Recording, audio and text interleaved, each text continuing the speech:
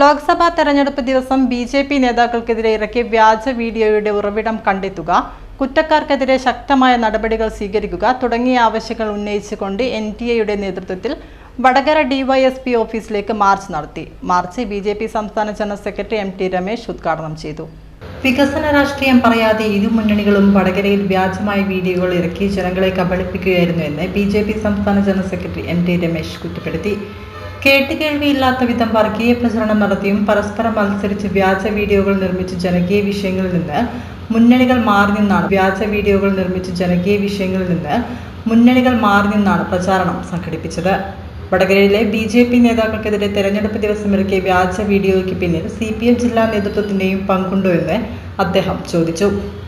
CPMന്റെ ഉത്തരവാദിത്തപ്പെട്ട നേതാക്കൾ വ്യാജ വീഡിയോയ്ക്ക് പിന്നിലുണ്ട് എന്ന് വീഡിയോയിലൂടെ പറയുന്ന ഭാസ്കരൻ വ്യക്തമാക്കിയിട്ടുണ്ട്.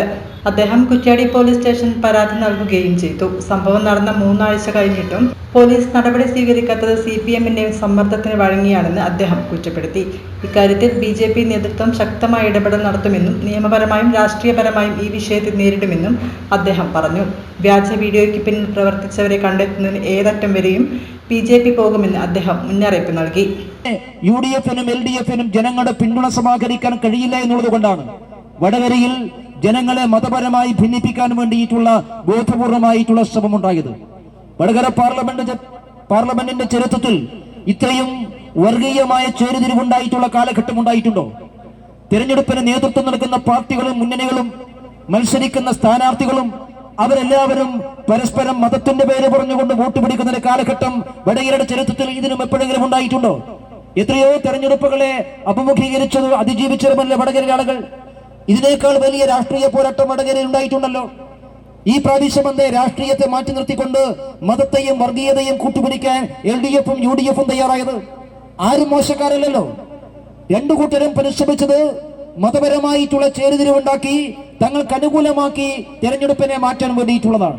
എന്നെ ഉപയോഗിച്ചു എന്ന് ഒരാൾ പോലീസ് സ്റ്റേഷനിൽ പരാതിപ്പെട്ടാൽ ആ പരാതി നിങ്ങൾ കേസാക്കിയെടുക്കണ്ടേ? ആ പരാതിയിൽ പറയുന്ന വ്യക്തികളെ നിങ്ങൾ ചോദ്യം ചെയ്യണ്ടേ? മോഹനമാഷും രാമദാസ് പിള്ളേരിയും തന്ന പരാതിയിൽ ആളുടെ പേരില്ല. പക്ഷെ ഭാസ്കരൻ എന്ന പരാതിയിൽ നിങ്ങൾക്ക് ആളുടെ പേര് ഐഡന്റിഫൈ ചെയ്യാൻ സാധിക്കുമല്ലോ. നിങ്ങൾ എന്നെ ആ വ്യക്തികളെ ചോദ്യം ചെയ്യാൻ തയ്യാറാകാത്തത്? അവരാണല്ലോ വീഡിയോ എടുത്തിട്ടുള്ളത്. ഈ വീഡിയോ എടുത്തു എന്ന് പറയുന്ന വ്യക്തിയെ എന്തുകൊണ്ടാണ് പോലീസ് ചോദ്യം ചെയ്യാൻ തയ്യാറാകാത്തത്? അദ്ദേഹത്തെ ചോദ്യം ചെയ്താൽ വസ്തുതകൾ മനസ്സിലാവുമല്ലോ. ആര് പറഞ്ഞിട്ടാണ് വീഡിയോ എടുത്തത്? ഭാസ്കരൻ സ്വമേധയായിട്ട് കൊടുത്ത വീഡിയോ ആണോ? ഭാസ്കരന് പണം കൊടുത്തെടുത്ത വീഡിയോ ആണോ? ഭാസ്കരനെ ഭീഷണിപ്പെടുത്തിയെടുത്ത വീഡിയോ ആണോ? ഭാസ്കരനെ പ്രലോഭിപ്പിച്ചെടുത്ത വീഡിയോ ആണോ എന്ന് മനസ്സിലാക്കണമെങ്കിൽ വീഡിയോ എടുത്തു എന്ന് പറയുന്ന ആളെ നിങ്ങൾ ചോദിച്ചാൽ പോരെ? ചോദ്യം ചെയ്താൽ പോരെ? നിങ്ങൾ എന്തേ അദ്ദേഹത്തെ ചോദ്യം ചെയ്യാൻ തയ്യാറാകാത്തത്? അപ്പൊ 1 മാസം കഴിഞ്ഞിട്ട് ബി.ജെ.പിയുടെ 2 പ്രമുഖരായിട്ടുള്ള നേതാക്കന്മാർ ഒരു പാർട്ടിക്കും ഒരു മുന്നണിക്കുമെതിരായി അപകീർത്തികരമായിട്ടുള്ള വാർത്ത പ്രചരിപ്പിച്ചതിന്റെ പേരിൽ പോലീസ് സ്റ്റേഷനിൽ പരാതി കൊടുത്തിട്ട് ആ പരാതിയുടെ പുറത്ത് സാമാന്യമായൊരു നടപടി സ്വീകരിക്കാൻ പോലും വടകരയിലെ പോലീസ് തയ്യാറായില്ല എന്നല്ലേ നമ്മൾ മനസ്സിലാക്കേണ്ടത്? തന്നെ ഉപയോഗപ്പെടുത്തിക്കൊണ്ട് രാജ്യം ഭരിക്കുന്ന പാർട്ടിയും അതിന്റെ നേതാക്കന്മാർക്കുമെതിരായി വ്യാജമായൊരു വീഡിയോ സൃഷ്ടിച്ചു എന്ന് ഒരാൾ പോലീസ് സ്റ്റേഷനിൽ പോയി പരാതിപ്പെട്ടിട്ട് ആ പരാതി അടിസ്ഥാനത്തിലും നിങ്ങൾ ഒരു അന്വേഷണം നടത്തിയില്ലല്ലോ. അതുകൊണ്ടാണ് ഞാൻ സൂചിപ്പിച്ചത്, ഇത് CPM മാത്രമല്ല ഈ കേസിൽ പ്രതിക്കൂട്ടിലുള്ളത്. CPM പോലീസിന്റെ സഹായത്തോടു കൂടിയാണ് ഈ ഏർപ്പാടുള്ളത്. 1-ാം പ്രതി CPM ആണെങ്കിൽ ഈ കാര്യത്തിൽ 2-ാം പ്രതി പോലീസാണ്. CPM മാത്രമല്ല ഈ കേസിൽ പ്രതിക്കൂട്ടിലുള്ളത്. CPM പോലീസിന്റെ സഹായത്തോടു കൂടിയാണ് ഈ ഏർപ്പാടുള്ളത്. 1-ാം പ്രതി CPM ആണെങ്കിൽ ഈ കാര്യത്തിൽ 2-ാം പ്രതി പോലീസാണ്. പോലീസും CPM-ഉം കൂടി ചേർന്നുകൊണ്ടുള്ള ഏർപ്പാടാണിത്. നിങ്ങൾ ആരെയാണ് സംരക്ഷിക്കുന്നത്? നിങ്ങൾക്ക് എത്ര കാലം സംരക്ഷിക്കാൻ വേണ്ടി സാധിക്കും?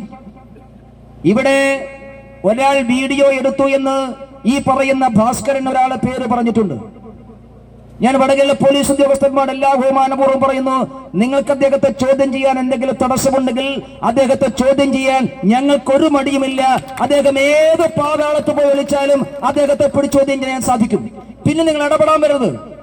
വടകര പുതിയ സ്റ്റാൻഡ് പരിസരത്ത് നിന്ന് ആരംഭിച്ച ബഹുജന മാർച്ച് വടകര പോലീസ് സ്റ്റേഷൻ സമീപം പോലീസ് തടഞ്ഞു. മാർച്ചിൽ സ്ത്രീകൾ ഉൾപ്പെടെ 100 കണക്കിന് പ്രവർത്തകർ പങ്കെടുത്തു. ബി.ജെ.പി. കോഴിക്കോട് ജില്ലാ അധ്യക്ഷൻ VK സജീവൻ അധ്യക്ഷം വഹിച്ചു.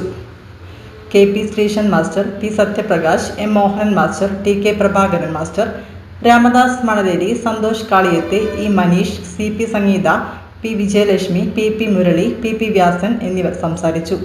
BK Jayan, V Sathyan, P Haridas, T Chakrayudhan, KK Rajeesh, Prashobh Kottooli, Jubin Balakrishnan, T Rineesh, N Prakashan, TK Rajan, Sasidharan നാരങ്ങയിൽ, PP Indira, CK Leela എന്നിവർ മാർച്ചിന് നേതൃത്വം നൽകി.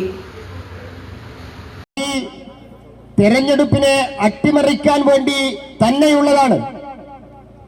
കാരണം സമൂഹത്തെ വഴിതെറ്റിക്കാൻ, വോട്ട് ചെയ്യാൻ പോകുന്ന വോട്ടർമാരെ വഴിതെറ്റിക്കാൻ ഉതകുന്ന തരത്തിലാണ് ആ വ്യാജ വീഡിയോ ഇറക്കിയിരിക്കുന്നത്.